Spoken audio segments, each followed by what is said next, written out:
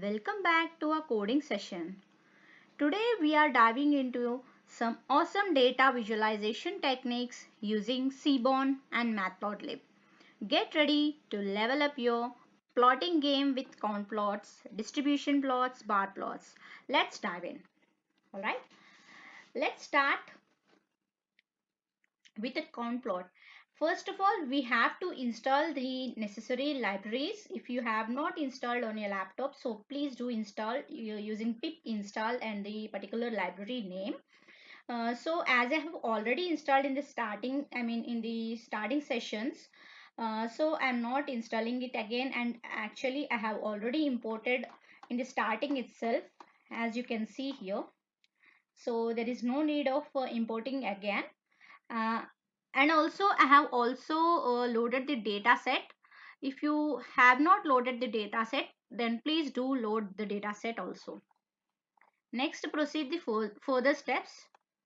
In this first I'm going to use the categorical variables. In this data set we have 10 categorical variables and remaining 16 columns are numerical columns. In this exploratory data analysis, first I am using the categorical variables. First we'll be going through the univariate analysis. In this univariate analysis, first I am defining the size of the plot. It is 8 by 6. You can see PLT is nothing but an alias of matplotlib.pyplot.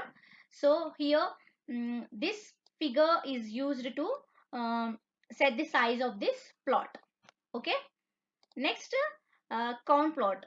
I'm using this SNS. SNS is nothing but it is a Seaborn library and its alias is SNS, as I have defined in the starting itself. So SNS dot count plot. Count plot is nothing but it is used to visualize this particular column, fuel types column in this data set DF.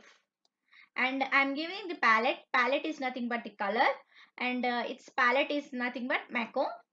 And this line of code, what this code will do, it will plot the visual distribution of fuel types, fuel type column of the data set with this color.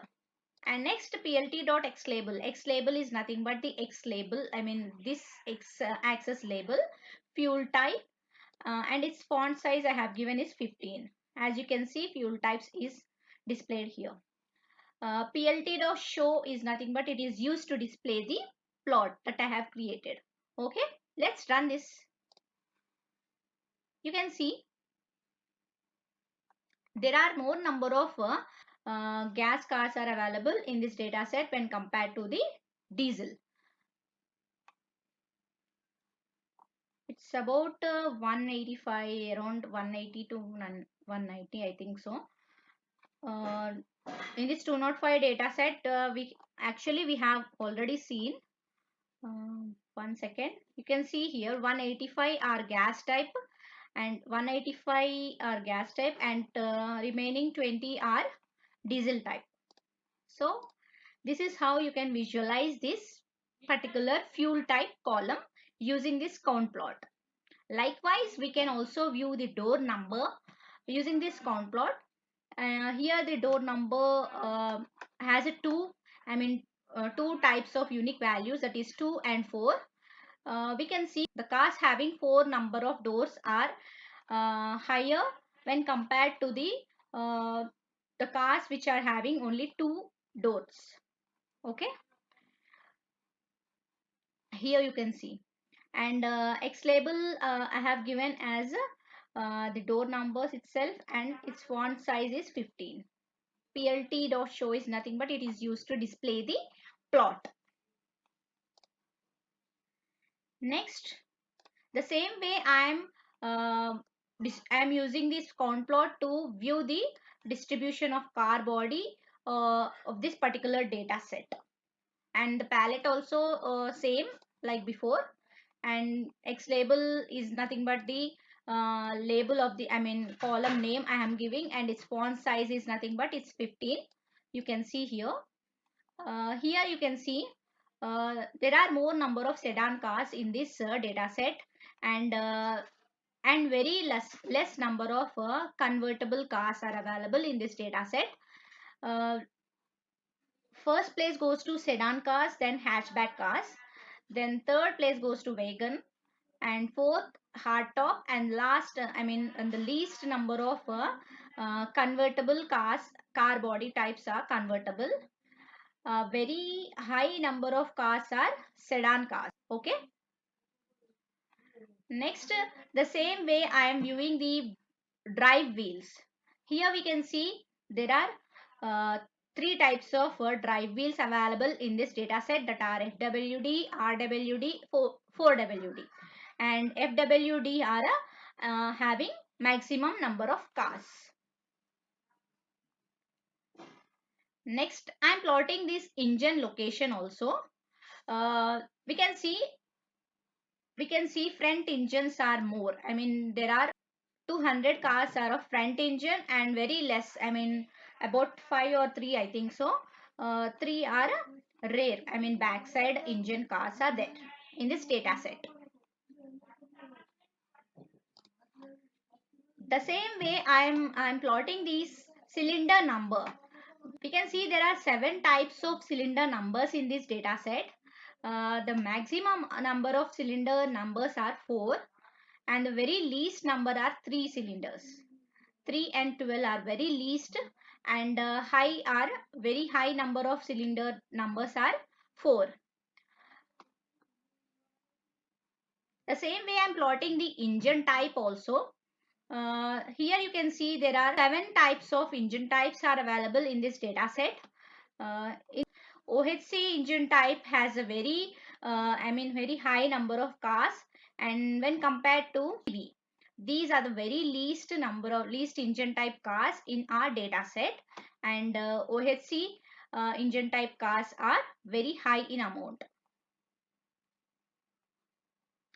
Let's check with the fuel system. Here you can see fuel system also. Maximum fuel system cars are MPFI, and very least number of fuel system cars are MFI and SPFI. We are visualizing the univariate analysis itself, but in this we are using the numerical variables. As we have 16 columns in our data set, we are using these 16 columns to visualize. I am using this code to ignore the warning messages. You can also use if you want. Next, I am using this column name, data types, and non-null count values of this data set. Next, here you can see I am using the distplot. Distplot is nothing but a distribution plot. It is used to visualize the distribution of this column, symboling column. And here we are using the KDE. KDE is nothing but kernel density estimation. And the color I am using is blue color. And number of bins are 10 and label equal to none. So here you can see this is nothing but the kernel density, and it is of color blue. This line is nothing but kernel density, and it is line blue. Next we are viewing the distribution plot of this wheelbase. This wheelbase is nothing but, it is also a column name of the data set, and in this we are also using the KDE plot, and the color I am using is blue, and bins are 10.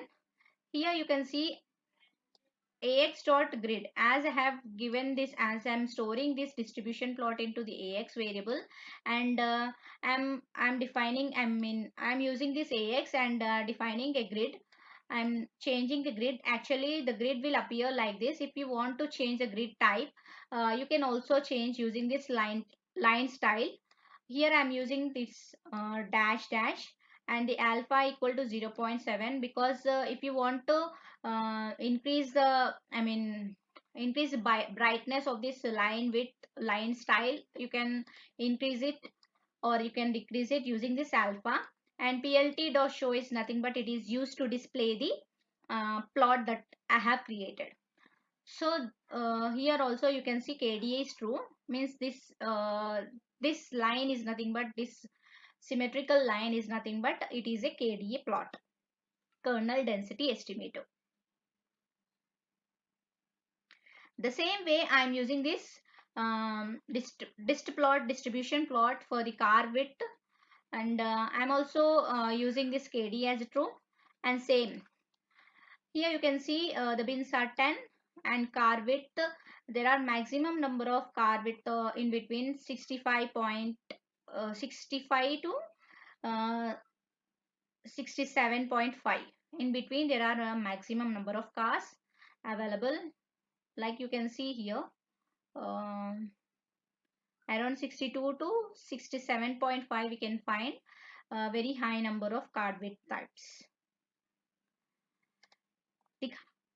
For the same, in this also you can see the KD is true and bins are 10 and the color I am using is blue.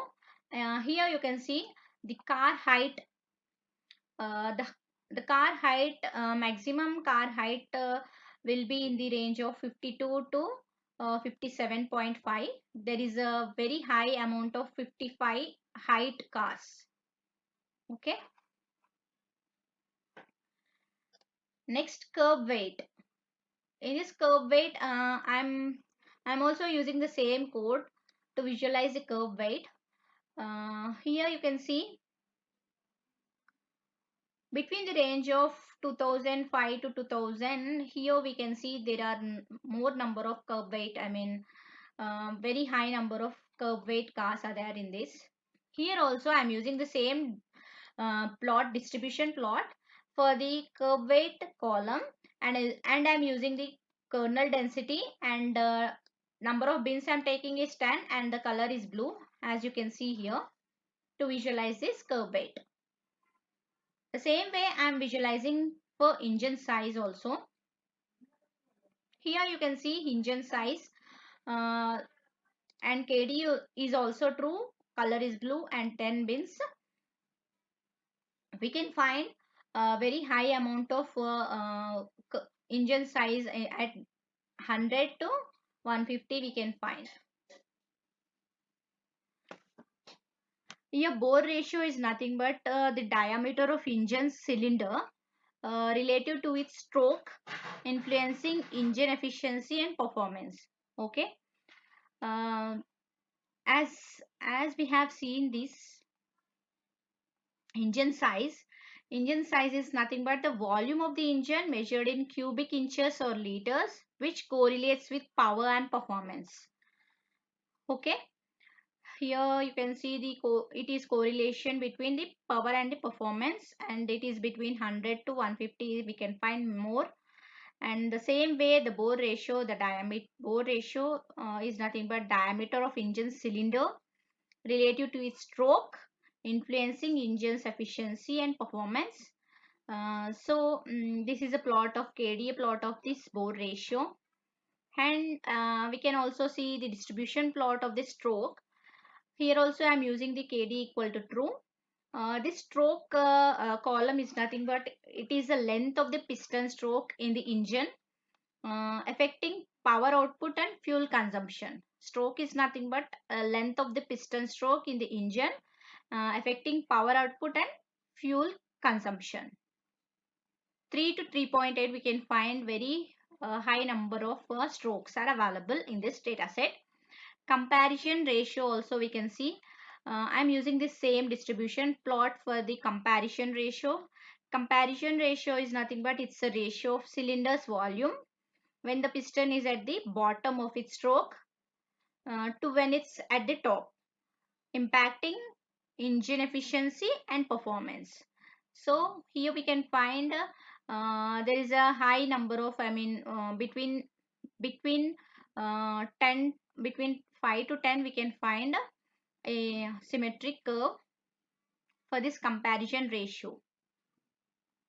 The same way I am using this distribution plot for the horsepower. Horsepower is nothing but it's a measurement of the engine's power output, which directly affects the car's performance capabilities. Based on this horsepower only, we will be choosing the car, etc., and we will be predicting the price also. So this is most important one in this data set. So you can see here I'm also using this same KD plot for this horsepower plotting, distribution plotting. Peak RPM, I'm also using this distribution plotting for peak RPM.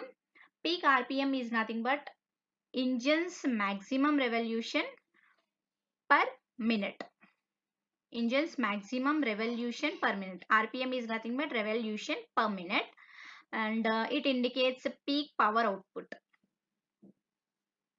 This is also one of the important columns of this data set.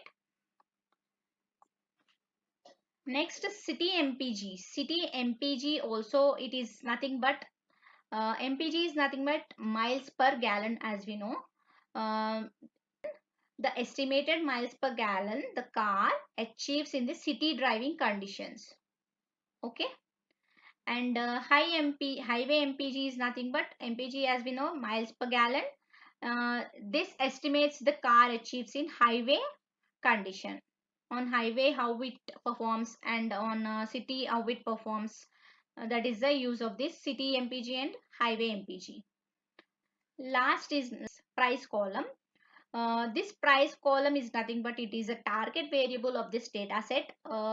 This is nothing but the listed price of the car, serving as a target variable for predicting our car price.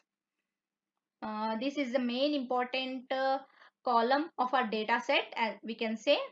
And here also I am using this KDE plot only. So maximum we can find the price, we can find around 10,000 to 20,000, we can find the price range is high. Okay, let's find any missing values or null values in this data set, and also we have to remove the outliers from the data set. By using box plot, we can find the outliers in a data set. First, I am seeing any null values available in data set. As you can see, there are no null values in the data set. I'm also seeing displaying the duplicated number of values that are available in this data set. We don't find any duplicate values in the data set. As you can see, it is showing 0. Next, to find an outlier in this numerical columns, numerical variables, I am defining numeric column variable. In this, what I am doing means I am giving all the numerical data types only, like int 64, float 64. This numerical column will include only the columns which are of this type only. Then I'm plotting. I'm giving the plot size as 18 by 10. Then I'm using this box plot. As I have said, box plot is used to find the outliers in the data set. So for this purpose, I'll be using the box plot to find the outliers. Then I'm using this numerical column. As I have defined here, I'm using only this numerical column. To display the plotting, I'm using this plot.show. So here you can see the variable, I mean the numerical columns which are having outliers in the data set are price column having outliers in the data set. As you can see here, we can see price column is having outliers in the data set. We need to remove these outliers from our data set. So you can see here like above 30 to 40,000, above 30,000, above 30,000 there are more outliers in the data set. So we have to remove these outliers from the data set. So let's work on this. We are defining a function named remove outlier. In this I am using the column names as only numerical columns, and I'll be working on this numerical columns by defining this. I'll be working on this numerical columns as I have found some outliers in the price column data set. So sorted function is used to sort the columns, And here you can see Q1 comma Q3 means um, Q3 is upper quartile and Q1 is a lower quartile. Lower quartile is nothing but 25%, upper quartile nothing but 75%. Quantile is a function name that will be using this range 25 to 75%. It will store the values of Q1 and Q3 between this. I mean 25% will be stored in the Q1 and 75% quantile values will be stored in the Q3 variable. And then I am defining IQR. IQR is nothing but interquartile range. Interquartile range is nothing but Q3 minus Q1 is a formula for the interquartile range. So, and for the lower range, we can say the formula is nothing but Q1 minus 1.5 into IQR. This is a formula for lower range. And for upper range, the formula is Q3 plus, sorry, Q3 plus 1.5 into IQR. This is for upper range. And then we are returning the lower range and upper range values. From this function, we are returning the lower range values and upper range values. For I in numerical columns, lower range comma upper range equal to remove quartile.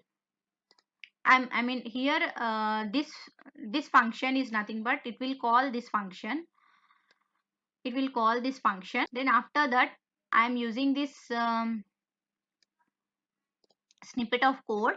I mean numerical columns equal to as I have defined already numerical columns equal to df dot select.